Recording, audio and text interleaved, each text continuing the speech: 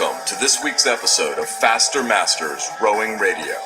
Grab a seat at the table as Masters rowing coaches Marlene Royal and Rebecca Caro share their biggest secrets on how to unleash your hidden potential and plot a new course for real results on the water and off.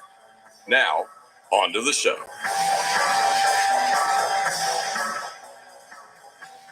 Well, hello everybody and welcome to this week's Faster Masters Rowing Radio. I'm Rebecca Caro and as ever, I'm joined by Marlene Royal. Hello, Rebecca, and hello to our Faster Masters audience. Today's a really important episode because we're going to talk about the state of Masters rowing and how far we have come in this last calendar year. This is a really, really key thing that we spend a lot of time worrying about. So let's kick off with the absolute high level. How is your rowing going? This is a really difficult question to answer because so many masters are in so many different situations, in so many different countries and clubs and groups around the world. But in order that Marlene and I can deliver our vision for Masters Rowing, which we will share with you later on, we need to know what the reality of your rowing life is like. And so we've designed a survey. We will put the survey link into the show notes, and everybody who is on our database for our newsletter will get a link from us to go fill it out. And we very much hope that you will help us share it with your friends and your rowing neighbours, because this is a really important part of our year. And we deliberately choose to do it in December because this is the time of year when actually we come to do our planning for next year. So, Marlene, can you remember what we learned from the State of Masters Rowing 2021 report? I put you on the spot, haven't I? Well, I remember that there were a lot of people who didn't utilize training programs. That was one of the things I remember. When we asked people how much time do you spend planning your training, that was an interesting question to see how many people actually used structured programs and who didn't. And, certainly we always feel the benefit of that.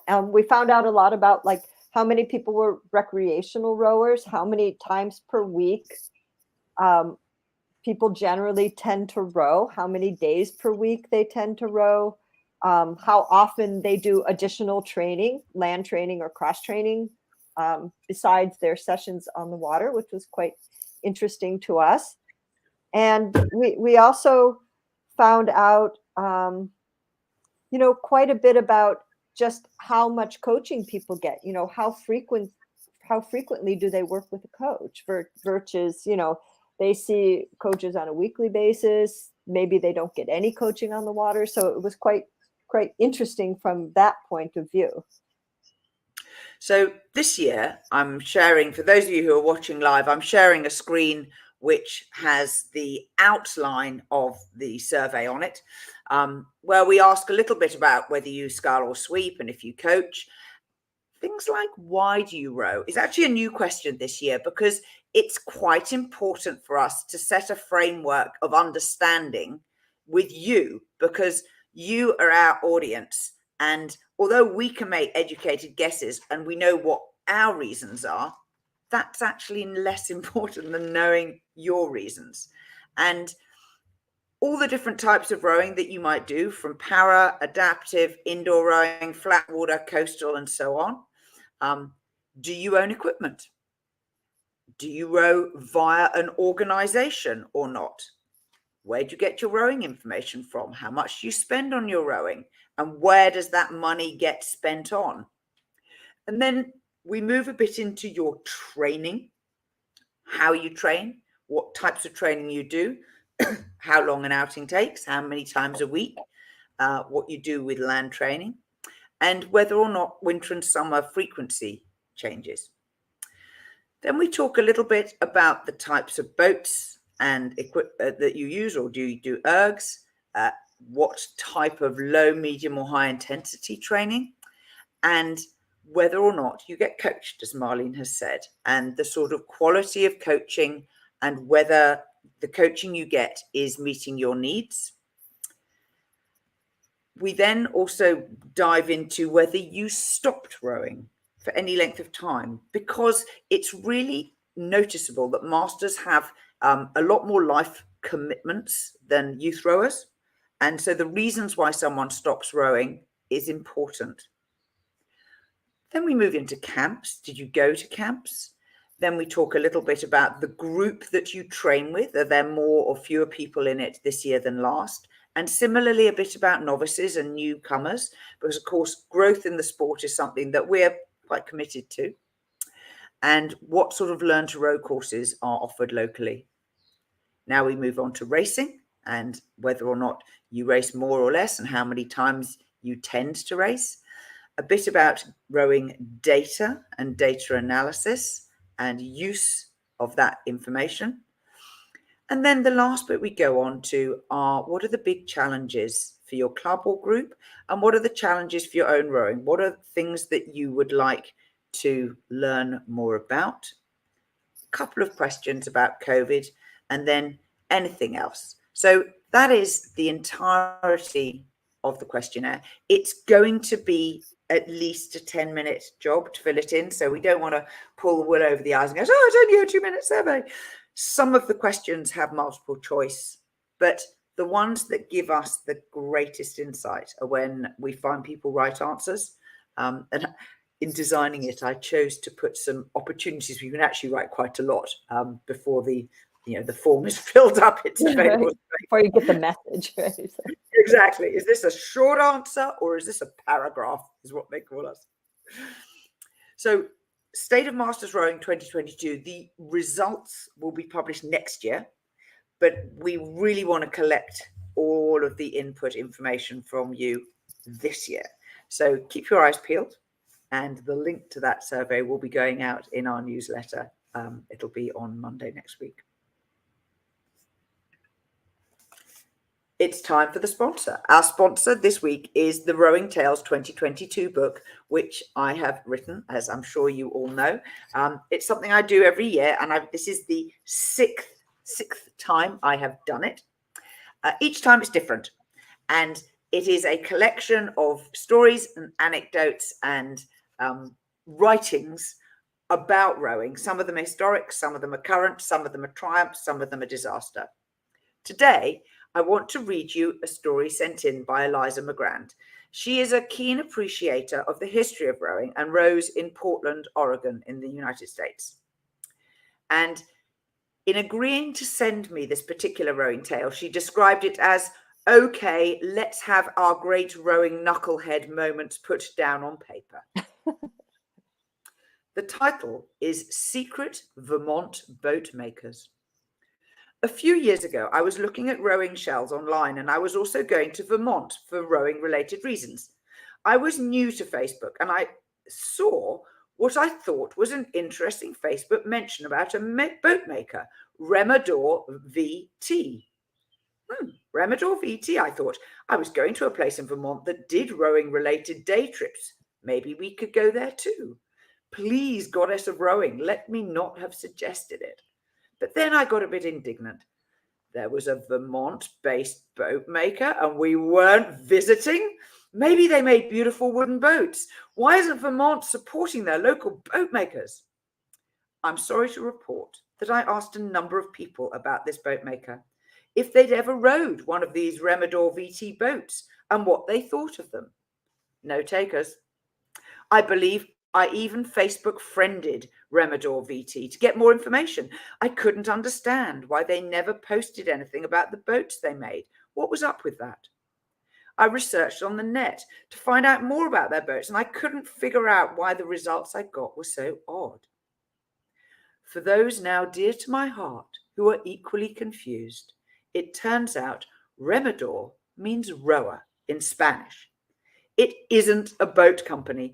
It's a group of Spanish rowers. I don't know why they added VT after the word Remador, but it took me weeks to figure this out. So that's an example of the Rowing Tales 2022. And you can get them on Amazon, either a print book like the one I'm holding here, or in the form of a Kindle book. And of course, there are also 5 years of historic versions if you want more for your I kind of think of it as bathroom reading. Do you have that little pile of books for you to cogitate on when you're sitting in private? Now, Well, back to our vision for Masters Row. Marlene, can you tell the listeners a bit about the historic context? When you and I got together, we did a podcast together before we'd really got to know each other. And then we started talking offline about Masters Rowing. How would you describe our vision for Masters Rowing? well, I certainly felt from the beginning when we started discussing the state of Masters Rowing, and going back to when I was first interested in coaching Masters Rowing, which kind of goes back to 1982. And when I first started coaching while I was still in university, I actually started coaching Masters first. And, I think we felt that the Masters rowing population, first of all, was such a large segment of the rowing world and not getting appropriate attention, given how many Masters rowers there are rowing in the world, rowing in the countries, the English-speaking countries where we're in contact with a lot of people. And, I think I certainly felt that rowers really need attention, because Masters rowers are often the people who are taking care of everybody else. They're taking care of their children. They may be taking care of their parents. And I think they need a little bit of care and attention to support their training, their fitness, their wellness, their recreation, carving out time for themselves, and having a little bit of a pause from maybe their very hectic life. And certainly I think we felt that there was a great interest in the Masters population and learning how to stay healthy, how to age well, but also how to improve their performance, because there's a lot of Masters who retire to rowing, I call it. And, who, now that they've retired, they've got a bit more time, and they want to devote more time perhaps to racing, to traveling and racing. So that means being fit. That might mean revisiting how to train like you used to when you rowed in school. That might mean learn how to train at the beginning. So I think we just saw a great need to open doors for Masters rowers and make more people aware of what Masters need on the club levels and federation levels. And we created this podcast devoted to Masters rowing. And I believe we are the only ones devoted to Masters rowing. Yes. And the thing that we found was that actually nobody had got all the answers, and that there was a massive opportunity, firstly, to share the information that was available from experts like Marlene, who had been doing it for a very long time. And secondly, to bring more people into the sport. We noticed, particularly I noticed in my own club, when we offered adult learn to row classes, the take up was nearly always exceeded the number of spaces we had available in the class, which told me that there was unmet demand. And then start looking at why people were choosing to change sports, learn a new sport in midlife, and what the downstream implications of that were, which then brings me round to federations. So I have spent more time perhaps than Marlene talking with federations to try and get them to appreciate the opportunity that Masters Rowing offers to them. Interestingly, COVID was a very, very good time for this, because traditional funding sources dried up. And suddenly finding a new group of people who might pay to be a federation member, might pay to get a racing license, might pay to do the other good things that federations have lined up, from coach education to, indoor rowing championships and events and so on, it became more interesting to them, which is nice. Sometimes you get a lucky break. And for us, curiously, that was one of them. And so helping federations to shape a strategy for their own membership in their own country is part of the work that you probably don't see us doing, because it's self-evidently behind the scenes, working with the people who are in the federations to see what appetite there is, what opportunity there is, what other things they have going on, and how and whether we might be able to support them. And we continue to want to do that work, because what we learn from the State of Masters Rowing survey from folks like you gives us a temperature check, I suppose, on the front line of real athletes rowing in real clubs, which we can then aggregate up. And like any waveform, it has advanced and less advanced things. There are different things happening in different parts of the world. Some of you may have heard or been in contact with me on LinkedIn. I spend quite a lot of time there reaching out to people who are rowers to ask them about what it's like in their country. And I've learned that in the Netherlands and Germany, it's very significantly different from the state of play in the United Kingdom, United States, and Canada. Australia similarly has a slightly different play, and it's been interesting to reach out to Masters rowers through their work, through their professional engagement on LinkedIn. And then, of course, many of you are participants in the Facebook group that I started that's called Masters Rowing International. I don't often post things in there about the state of Masters Rowing, but I do glean a lot of insight from the conversations that are naturally happening there when people are asking for tips about equipment, or they're saying, has anyone done? There was a big capsize drill discussion probably about 3 months ago, which led us to do a whole blog post about capsizes, about how to teach it, what to do if it doesn't work for you, why masters need a slightly different capsize drill than younger people, and so on and so forth. So we are not totally just figuring it out as we go along, but we see our role in our vision for Masters Rowing as pulling together the threads that are advancing and retreating at different rates in different parts of the world, so that you as the listener can pull out the bits that are relevant to you. So right now, capsize drills may not be an issue for you. You might be much more concerned about how do you integrate your learn to rowers into your regular squads? How do you move people in your regular squads into racing groups and out of racing groups when their life choices change? And how do you make that fair and equitable, with access to coaching, with access to equipment, with the amount of money that you charge for a membership subscription, and so on? So all of these things can be somewhat different for different people at different times. And our job, I think, as Faster Masters Rowing, is to showcase the different options so that you don't have to do all the raw thinking for yourself.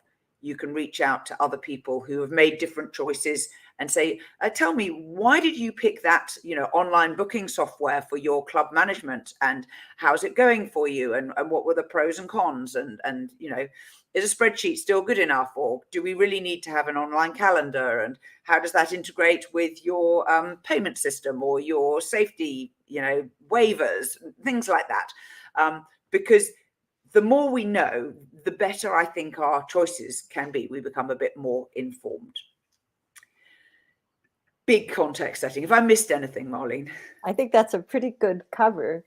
And why does this matter?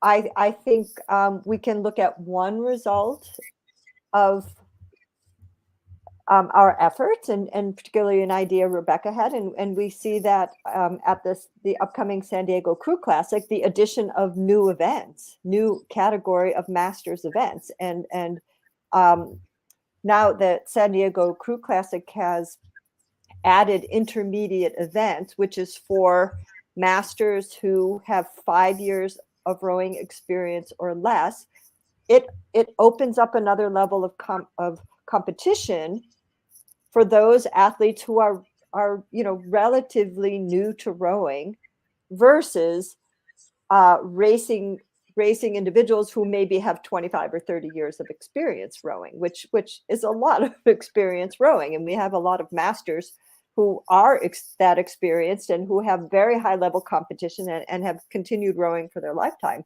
And so people to have their own category for people coming into the sport is pretty exciting. I totally agree. And although I absolutely love age group racing, and I think it's been really well exploited by World Rowing and all of the local federations, it does have this limitation in that it's very, very hard to run a good regatta unless you have a large participation headcount. Because if there's only one or two people in your age category, it doesn't make for a good race. So the flip side of that is handicapping. And I know there are a couple of federations that are looking at revising and reviewing the time handicaps that get applied to masters of different ages. So there's quite a big piece of work going on, as I said, advancing at different speeds in different countries with regards to how to make racing fun and fair for all, insofar as we are able.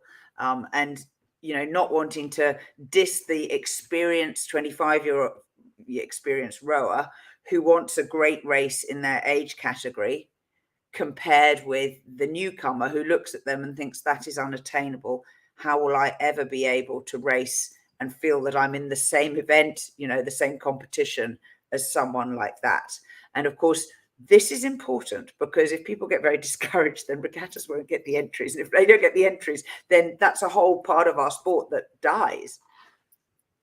Yes, no, I agree with that. And certainly if you look at large regattas that have big organizing committees and, a lot of support for running the regattas, those are perhaps the types of regattas that we can encourage, maybe within, if it's a head race, perhaps within an age category, there could be two different medals, for example. There could be a special medal for crew, intermediate crews. And, we're just sort of tossing ideas out here, but, those may be things that could be included in races like head races without having to run a whole nother event, but it's just, you're still running the event together, but there can be special recognition medals or a recognition medal for certain participation of a certain club that encourages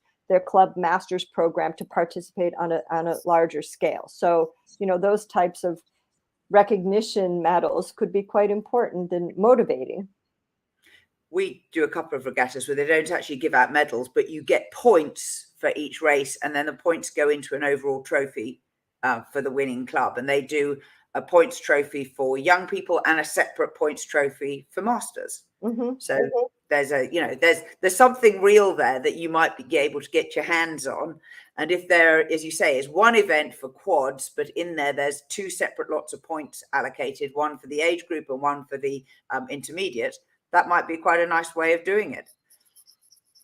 Yeah, and it encourages more people to race. As you said, people perhaps with less experience that, can get some recognition, even if, because they could come up against some pretty experienced crews. And, the competition at the top level in masters rowing is pretty significant. Yeah, definitely not to be sneezed at. So that's our podcast for this week. It's all about the State of Masters Rowing Survey. Please watch out for it and carve out a little bit of time to help us, to help you.